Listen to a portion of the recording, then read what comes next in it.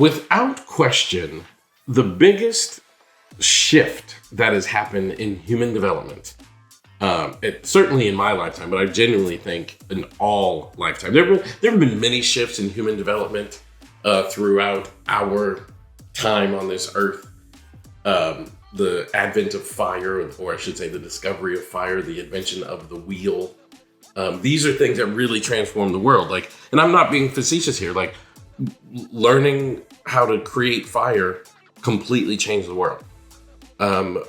Inventing the wheel completely changed the world. Discovering coal as a source of fuel, the Industrial Revolution completely changed the world. When we were able to take massive amounts of data and store it in small places of memory, completely changed the world. Like, these things created leaps that impacted human development, impacted the way we operate on this earth, and impacts the kind of skills we get good at or not good at. The current one that I think is having the biggest impact on us is social media. Social media is impacting how we communicate, and it's impacting how we express our feelings and emotions. And I think there are some pluses and minuses to it. And to be honest with you, I think it's actually making us more expressive, which I think is a good thing. Like, I think we should be able to authentically express how we feel, what we think, and how we're responding to the world around us. I think that's a very good thing. But there is a negative flip side to it. And I'm going to talk about why I think it's a good thing and what I think is the cautionary thing in that. So welcome back to the aha moments, where every day I share the lessons I've learned in my work as a psychotherapist and in my life to inspire you to live your very best life. Of course, I'm your host, Elliott Connie. And here's the best thing about this expressive thing that I think social media is helping us do. It's like we all have a medium in which we can get our ideas out. And because of that, most of us are actually taking advantage of that.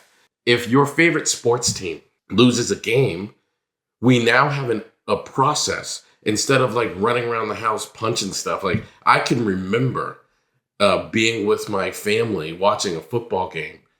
Growing up, my family loved the Chicago Bears, which is an American football team. And my family was from Chicago, and I can remember watching Bears games. And if they lost, people would throw stuff. Like they would throw a pillow or knock a cup off the table. Like that's the expression of anger and disappointment because you had this thing happen. And now we're able to like in real time experience the frustration and type on social media like, these damn Bears, or whatever the case may be. Like, we're getting more expressive. You see political news. We are able to express what our feelings and emotions are. And I think that's a good, healthy thing. Like I keep saying, we need to be able to be authentic in what we're experiencing and how we express what we're experiencing to the people around us. Like, that's incredibly, massively important. We need to be able to do that.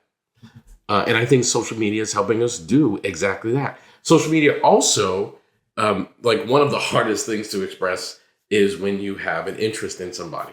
Like when you see a cute girl or guy or whatever, it's very hard to walk up to that person in school and say, can I have your phone number? Because the experience of rejection in your face is such a hard experience. It's such a difficult thing. But with social media, I can just send you a message and like I don't have to have that experience. So it's so much easier to express many different emotions. I think the scariest thing, though, the warning associated with that is I actually think we've gotten worse at receiving messages. Because what we do is we tend to reject things that we don't agree with. And really, honestly, this idea of expressing feelings and emotions, it's a kind of a two-way thing. Like I need to be able to say, like, here's how I'm feeling. And the recipient of it has to be able to take that on as new data or new information. And unfortunately, I actually think we've gotten worse at that part. There have been many, many times where I have posted on my own personal, not private really, but personal social media page, something I was feeling about something. And people have in the comment section told me I should not be feeling with that. They know other people disagree with me, so thus I'm wrong. Those sorts of things. Though I think it's wonderful that we've gotten better at expressing ourselves, the warning is we have to get better at receiving the messages from other people in a way that makes them feel safe. I live in Texas. I'll give you a silly example. I live in Texas, and I know for a fact if I posted on my social media, dang it, I hate it in Texas, people, they wouldn't hear that and think, gosh, Elliott, like, first of all, you have every right to not like Texas for your own subjective experiences and things you go through living in Texas, whatever those things may be. But also, like, instead of receiving that as like subjective data that comes from that person, people would be angry because they like Texas. And they'd say, well, if you don't like it, leave, get out. I recently had somebody tell me, I grew up in Massachusetts and me and my brothers experienced racism. And, in Facebook, I've become friends with some of my old high school teachers, and they confirmed, like my teachers told me, it must have been hard growing up there. And here's some of the things that other teachers said about you and your sibling in the break room at the school, blah, blah, blah. And I posted about some of those experiences. And some of my white peers that I went to school with said, if you guys didn't like it, you should have moved. It was your fault. And I was like, I was a kid. How am I going to move? I was 12. But we have to become better at hearing people's experiences and responding in a way that makes them feel safe. That is the healthiest way that we can operate in the world today. So that's what I want you to practice. Thanks for being here.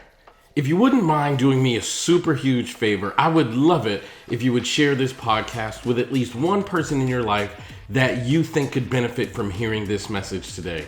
And also don't forget to subscribe on Apple Podcasts or anywhere else you listen to your podcast. And also follow me on all of the social media platforms, Facebook, Instagram, Blue Sky. You can search for my name, Elliott Connie, or @Elliott Speaks. That's my handle across all platforms. Can't wait to see you tomorrow.